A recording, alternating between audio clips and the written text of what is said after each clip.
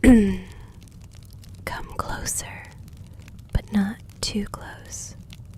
The table is safe and the lamp has been warded. My name is Seraphine Vale, and I am a cursed map reader.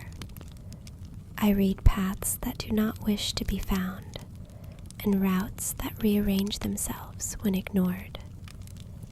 You are welcome here, as long as you listen. Cursed maps are not evil by nature.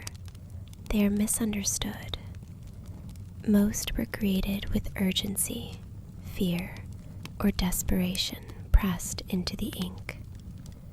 Those emotions linger, shaping the way the map behaves long after the hand that drew it is gone. Before we unroll anything, it helps to settle the room. Maps respond to tension. A restless observer causes lines to blur and symbols to wander. Let your shoulders soften. The table will support what needs to be revealed. I learned this craft from someone who never used the word curse at all.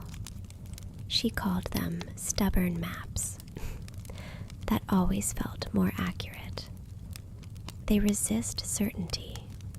They prefer questions over commands. This map has been bound for its own safety, not yours. When cursed maps are left loose, they attempt to complete unfinished journeys. Walls become suggestions. Doors forget their purpose. We avoid that. I begin every reading the same way. I acknowledge the map as an object that remembers being useful. Respect quiets defensive magic more effectively than force ever could. The ink here is older than it looks. You can tell by the way it absorbs light rather than reflecting it. That suggests a map meant to be read in low conditions, perhaps underground or at dusk. Cursed maps often dislike bright light. Too much clarity feels invasive to them. This lamp is shaded intentionally, offering just enough illumination to invite cooperation. Notice how I do not flatten the parchment fully. Allowing a natural curl preserves the map's sense of autonomy. Pressing it flat can trigger resistance, especially in maps tied to lost places. Many curses originate from interrupted journeys. A traveler who never arrived, a guide who vanished. The map carries that unresolved motion, looping endlessly unless guided gently. I trace the outer border first. Borders define expectations. When a map accepts its edges, it becomes less likely to redraw them unexpectedly. The symbols along this edge are protective, not threatening. They warn the map itself not to expand. Someone cared enough to contain it rather than destroy it. I add nothing permanent during a reading. These marks are temporary, meant only to mirror what the map already knows. Reflection builds trust. Here's the first shift. See how this river bends when I pause. That tells me the destination no longer exists in its original form. The map is adjusting, not lying. Cursed maps are accused of deception, but they rarely lie outright. They omit, they delay, they reinterpret. Honesty to them is flexible. This mountain symbol is older than the surrounding terrain. That suggests the land changed around a fixed point. Anchors like this are useful. They do not move unless forced. Fire helps stabilize readings. It reminds the map of endings. Journeys conclude. Paths close. That reassurance prevents endless loops. I ask quietly where the map wants to be read from.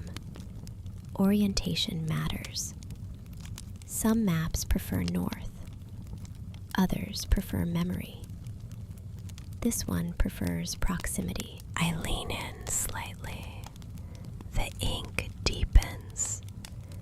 That response means it recognizes attention without threat. We are aligned. The curse here is subtle. No screaming runes. No bleeding margins. Instead, the root shifts based on intention. Seek treasure, and the path lengthens. Seek refuge, and the terrain softens. Such maps were often used to test travelers rather than guide them. They reward the right question more than the right direction. I avoid pointing directly at destinations. Directness can feel accusatory. Instead, I circle areas of interest, letting the map choose what to reveal next. This symbol here represents a crossing that no longer exists physically, but the map insists it does. That tells me the crossing still exists conceptually. Perhaps a bridge remembered by the land itself.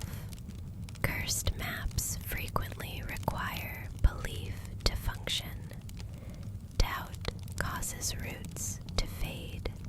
Curiosity restores them. I once read a map that erased itself when someone asked where it led.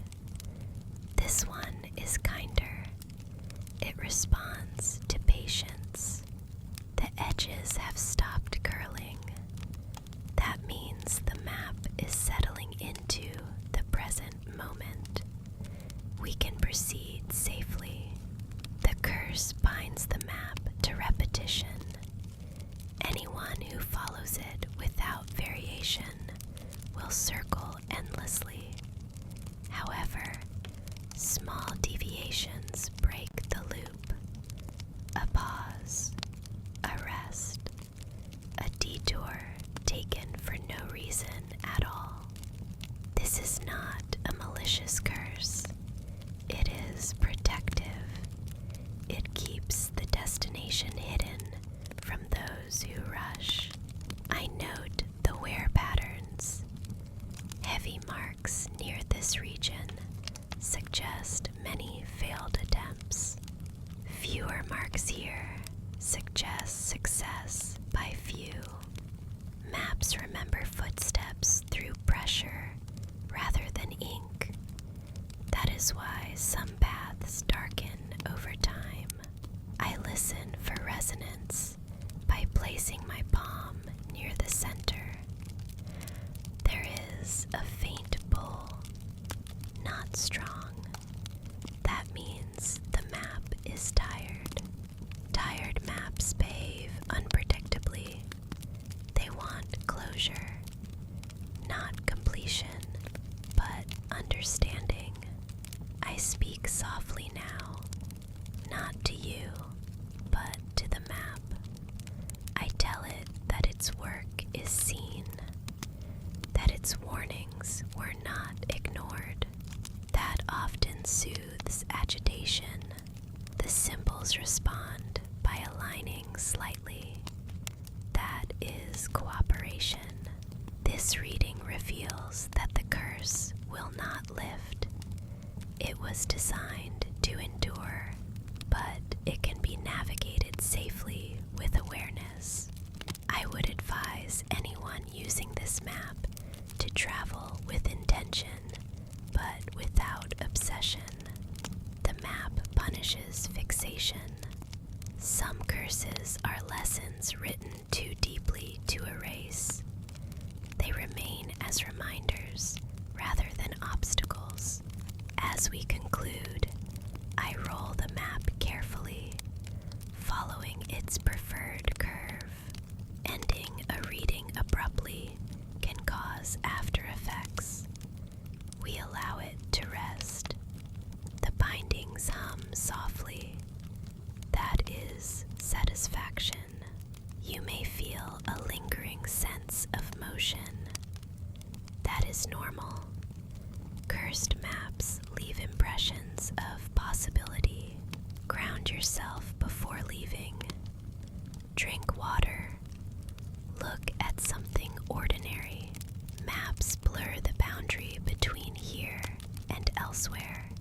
Thank you for trusting me with this reading. Not all cursed things seek harm. Many simply want to be understood. If you ever encounter